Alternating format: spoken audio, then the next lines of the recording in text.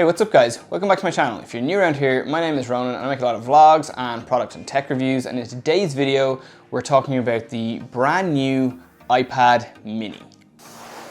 And I have the brand new iPad mini right here. Up until now I've been using my iPad Air 2 and I got this in 2014, so that's kind of a long time ago now, and it's really starting to show its age at this point. Like, the battery life in this is gone to nothing practically. Like, it's really terrible. I pretty much have to have it plugged in all the time, and I can't really use it for much anymore beyond streaming services like YouTube, Netflix. I don't really use my iPad at all, and when I got it first I used it way more, and I used it for much more kind of productivity and that kind of thing. Now I can't really use it for any of that because it's just so slow. So I really feel like I want to kind of incorporate more kind of productivity uses and that kind of thing back into my workflows and my life, and I think this new iPad mini is going to be the way to do that. Okay, so the only thing left to do now is see what it's like out of the box. Just pull this tab, and the plastic that's on the box just comes away.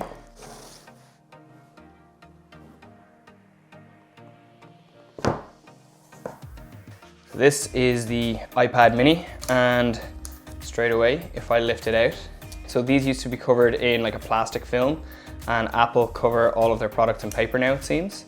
So I'm just going to take this off.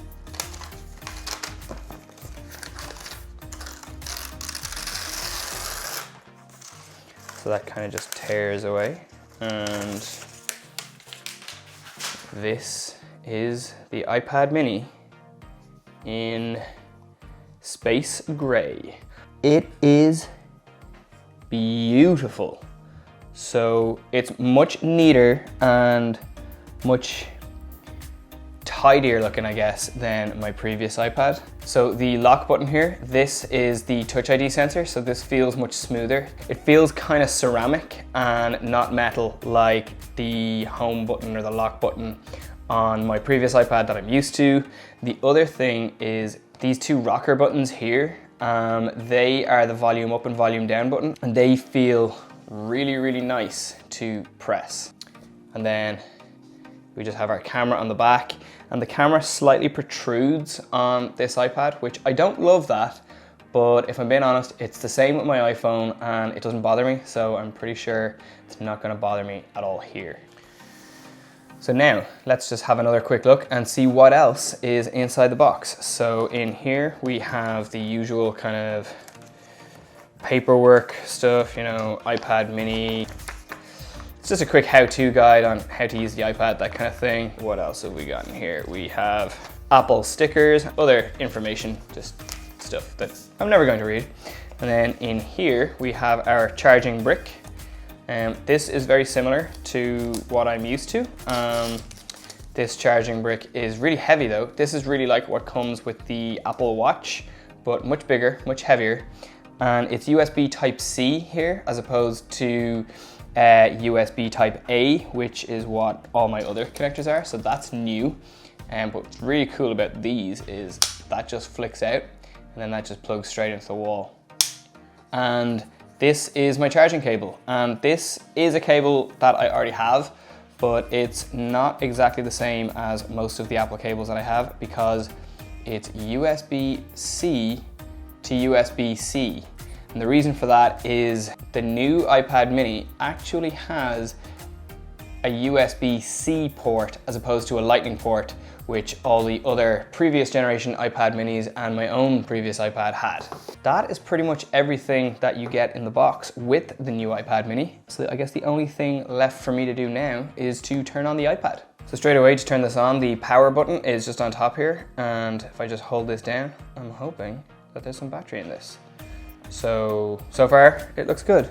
While I'm waiting for this to power on, you can see the Apple logo on the screen just looks super crisp and beautiful, exactly as you would expect with a brand new iPad. And just for the purposes of this video, I'm going to set this up as a brand new iPad, and I'm not going to restore it from this iPad. And that is just so that I can get this up and running faster for this video. And we're saying hello. Okay, so it's all set up, and straight away, this thing is lovely. I really like just the layout of the screen. And if you guys saw my last video where I unboxed the 2021 base model iPad, the screen layout on this iPad is pretty much exactly the same as that one was. So that's really cool. And I have set this up with dark mode, so that's why the screen looks a little darker than you might otherwise expect. But that's how I like it, and that's how I will use it all the time. In terms of form factor with this iPad, it's quite a departure from my old iPad Air 2.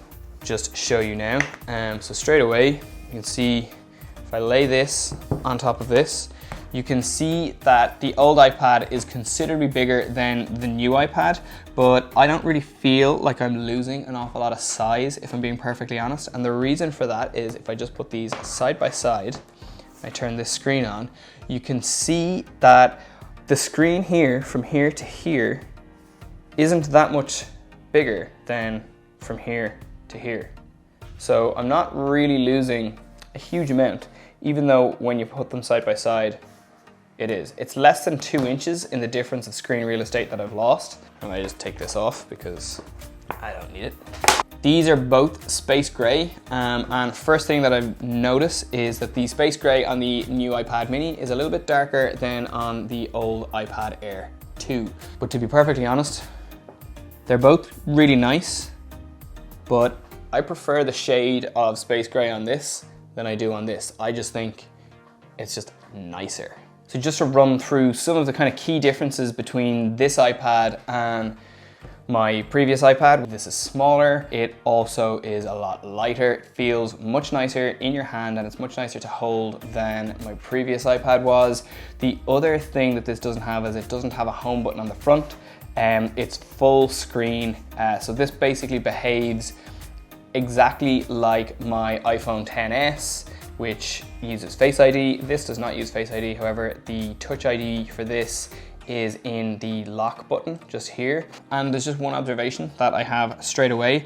When I was looking at some other reviews of the iPad mini, one kind of criticism of the iPad mini in some of those videos was just the amount of space between the edge of the screen and the apps. And I've sort of seen a lot of people saying things like, you know, that could have been filled in better, or, you know, you could have an extra row of apps or something. And while that's all true, I have to say I don't really mind the space around the apps and screen. I think the screen is nicely balanced. And yeah, I don't really see that that's going to be an issue or a problem, or for me at least. Also, I really like the form factor of this iPad, and I feel like I'm going to be using this far more than I used my previous iPad. So I just want to run through some of the technical specifications on this new iPad. This iPad comes with Apple's A15 Bionic, which is their latest processor and their most powerful processor for this generation. It's the same processor that comes in the iPhone 13 Pro.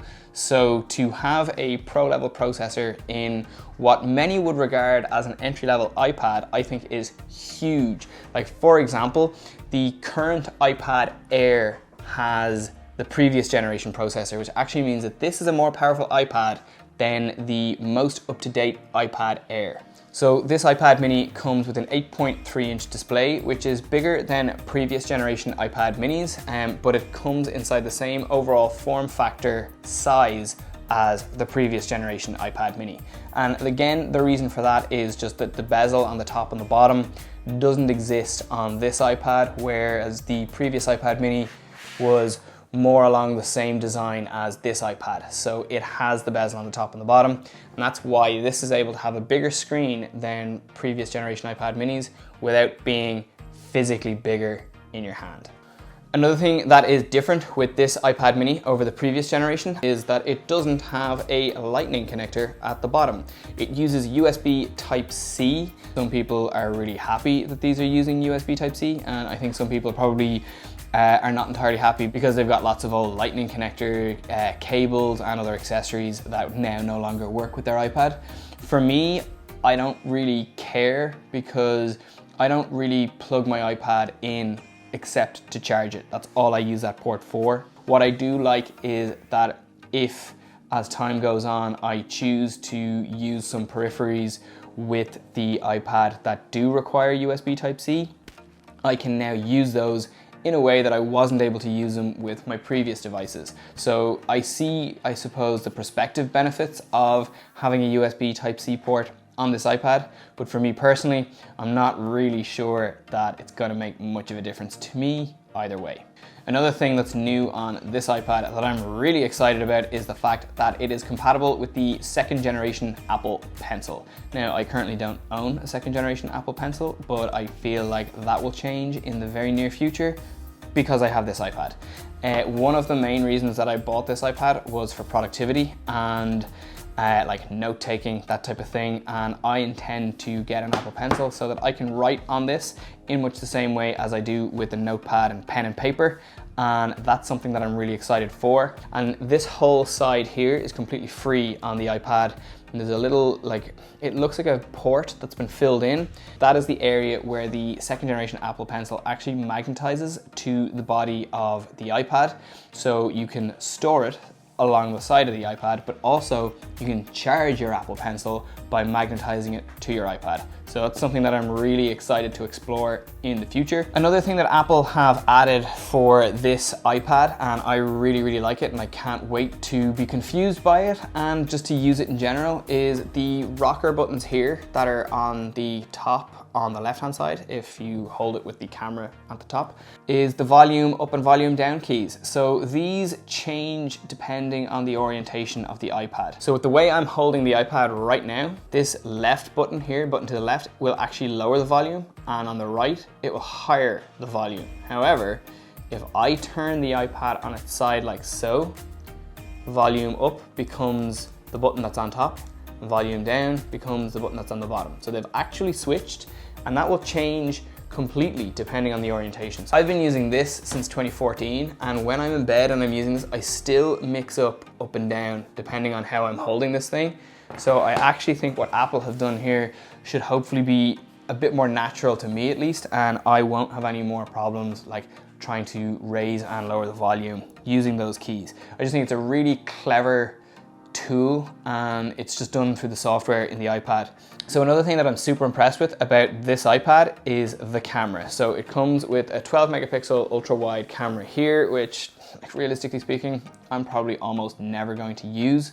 But what's really exciting is it also comes with a ultra wide 12 megapixel camera, front facing camera. And what's great about that is this iPad actually utilizes Apple's new center stage feature. And what that means is, because it's an ultra wide lens, if you're using something like FaceTime or Zoom and you're on a call for work, because of the way we all use video calls now, this iPad can actually track you around the room and keep you center of the frame. So what it will effectively do is it will zoom in slightly so that the person on the opposite side of your call will get an image kind of the same as what they're used to getting with any device, but actually the iPad is utilizing much more of the space around you, and it's not showing that, which means that if you move in the frame, the iPad can actually track you and keep you in the center of the frame in your call. And I think that's a really handy feature to have just for if you do a lot of Zoom calls or any meetings over any kind of video conferencing meetings like that you might be doing. I just think that's a really great feature to have, and I'm excited to use it with my new iPad. So these iPads come in a number of configurations, and as I already said, this is the space gray version. So there are a number of other colors that you can see on the Apple website. This was the one that I really liked the most.